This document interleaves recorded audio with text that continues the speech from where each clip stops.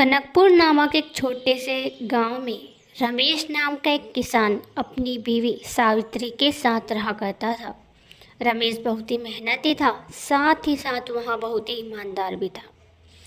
रमेश अपने सेठ के यहाँ पर काम करता था। वैसे तो सेठ धनीराम बहुत ही धनवान था, लेकिन वह बहुत लालची भी था। वहाँ रमेश से बहुत ही ज़्यादा काम करवाता था और किसी पर विश्वास भी नहीं करता था। एक दिन की बात थी जब रमेश सुबह सुबह सेठ धनीराम के यहाँ पर काम करने के लिए जाता है। उसी दिन की बात है जब शहर से एक आदमी सेठ धनीराम के यहाँ पर भी आता है। सेठ धनीराम ने उस दिन काफ़ी ज़्यादा धन इकट्ठा करके अपने कमरे में रखा था। शहर का आदमी सेठ धनीराम का सारा धन देख लेता है और उसे लालच आ जाता है। अरे वाह, सेठ धनीराम के पास तो काफ़ी ज़्यादा धन है। अगर इसमें से मैं कुछ धन चुरा कर ले जाऊं तो शहर में मैं बड़ी सी बिल्डिंग बनाऊंगा और ऐशो आराम की ज़िंदगी जीऊँगा। मुझे तो नौकरी करने की भी ज़रूरत नहीं पड़ेगी। अब उस आदमी के मन में लालच आ जाता है। जैसे ही वहाँ सेठ धनीराम से मिलता है, वहाँ सेठ धनीराम से कहता है, अरे वाह सेठ जी, आपके पास तो काफ़ी ज़्यादा धन है। आपको पता है, आपके पास जो नौकर है ना, जो आपके यहाँ पर काम करता है, यह मुझे लालची किस्म का लगता है।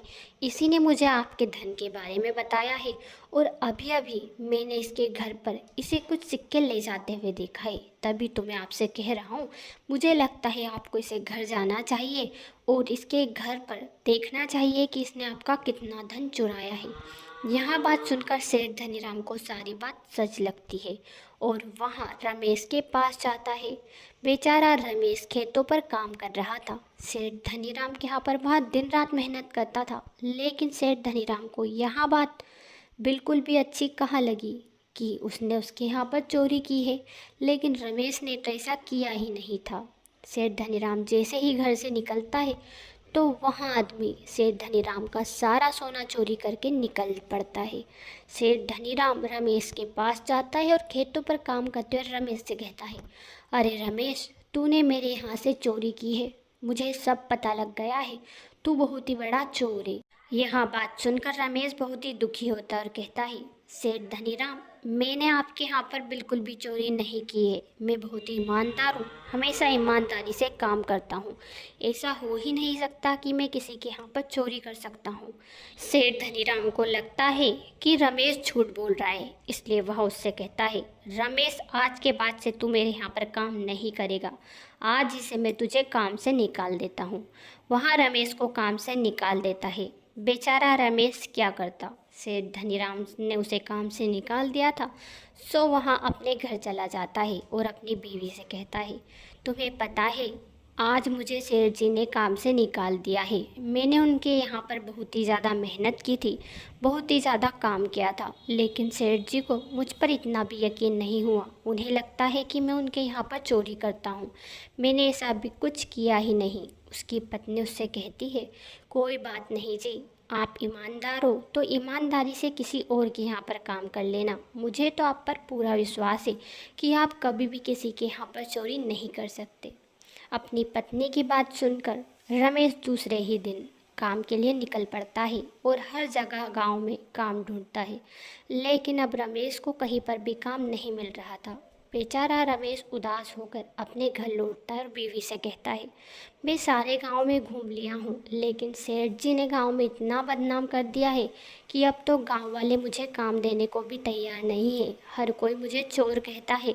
अब मैं कहाँ पर काम करूँगा और हमारे घर का गुजारा कैसे करूँगा।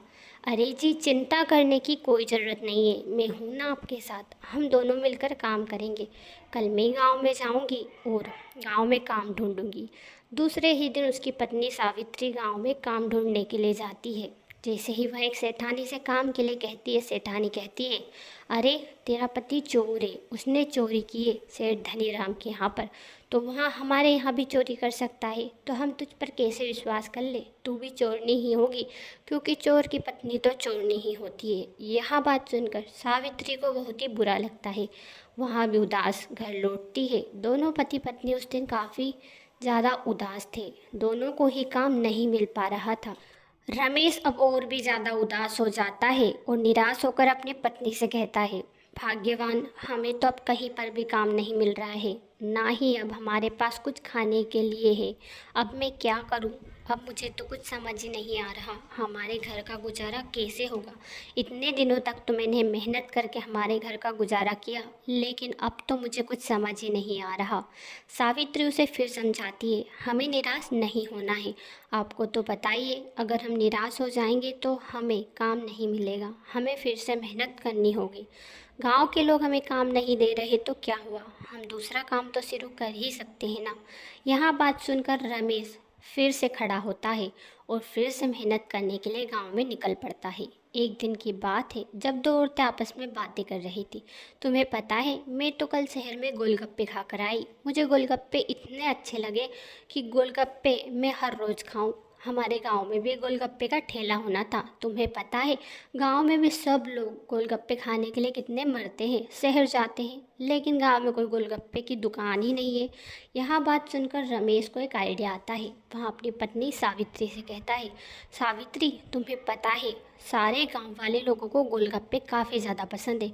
तुम्हें तो गोलगप्पे बनाना भी आता है, तो क्यों ना हम गोलगप्पे का ठेला ही शुरू कर दें, जिससे हमें काफ़ी ज़्यादा मुनाफा होगा और हमारे घर का काम भी चलेगा। यह बात सुनकर सावित्री उसकी हामी भरती है और कहती है, हाँ जी, क्यों नहीं। आप अगर कहोगे तो मैं हर रोज़ गोलगप्पे बना दूंगी और आप गांव में बेच दिया करना। गोलगप्पे से हमारे घर का गुजारा क्या, हम तो और भी बड़े बन जाएंगे। सावित्री नए नए ख्वाब और सपने देखने लगती है। दूसरे ही दिन सुबह होते ही सावित्री गोलगप्पे की तैयारी में लग जाती है और थोड़ी ही देर में बहुत सारे गोलगप्पे बना देती है। रमेश गोलगप्पे बेचने के लिए गांव में चल पड़ता है। गांव में वहाँ गोलगप्पे का एक बड़ा सा ठेला खोल लेता है और चिल्लाने लगता है, गोलगप्पे ले लो, गोलगप्पे, स्वादिष्ट स्वादिष्ट गोलगप्पे। जो भी हमारे गोलगप्पे खाएगा वह तुरंत ही हमारे पास लौट कर आएगा। गोलगप्पे की आवाज़ सुनकर सारे गांव वाले गोलगप्पे के ठेले के पास जाते हैं और गोलगप्पे खाने लगते हैं, जिससे रामू को काफ़ी ज़्यादा मुनाफा होता है। रामू बहुत ही खुश होता है क्योंकि उसको गोलगप्पे का ठेला एक ही दिन में काफ़ी ज़्यादा चलने लगा था। वहाँ खुश होकर अपनी बीवी के पास जाता है और रात को अच्छे से कहता है, सावित्री, तुम्हें पता है, आज मेरा गोलगप्पे का ठेला बहुत ही ज़्यादा चला और सारे गोलगप्पे बिक गए। आज मुझे काफ़ी ज़्यादा मुनाफा हुआ। इतना तो सेठ जी में मुझे हर रोज़ का मुनाफा नहीं देते थे जितना मुझे गोलगप्पे में मुनाफा हुआ। दूसरे दिन से फिर रमेश गोलगप्पे का ठेला खोल लेता है और दूसरे दिन भी उसका ठेला काफ़ी ज़्यादा चल पड़ता है। उसके यहाँ पर काफ़ी ज़्यादा गोलगप्पे खाने वाले लोग आते हैं, जिसे देखकर रामू और ज़्यादा खुश होता है और अपनी पत्नी सावित्री से कहता है, अब तुम और भी ज़्यादा गोलगप्पे बनाया करो, क्योंकि हमारे गोलगप्पे का ठेला गांव में बहुत ही ज़्यादा चल रहा है। धीरे धीरे कल के गोलगप्पे का ठेला इतना ज़्यादा चलने लगता है कि रामू को उसके लिए एक दुकान ही खोलनी पड़ती है और रामू गोलगप्पे का एक दुकान खोल लेता है, जहाँ पर भी सारे गांव वाले लोग एक एक करके उसके यहाँ पर गोलगप्पे खाने के लिए आया करते थे। अब तो रामू धीरे धीरे करके इतना धनवान हो जाता है कि सेठ जी से भी ज़्यादा धन तो रामू के पास होता है।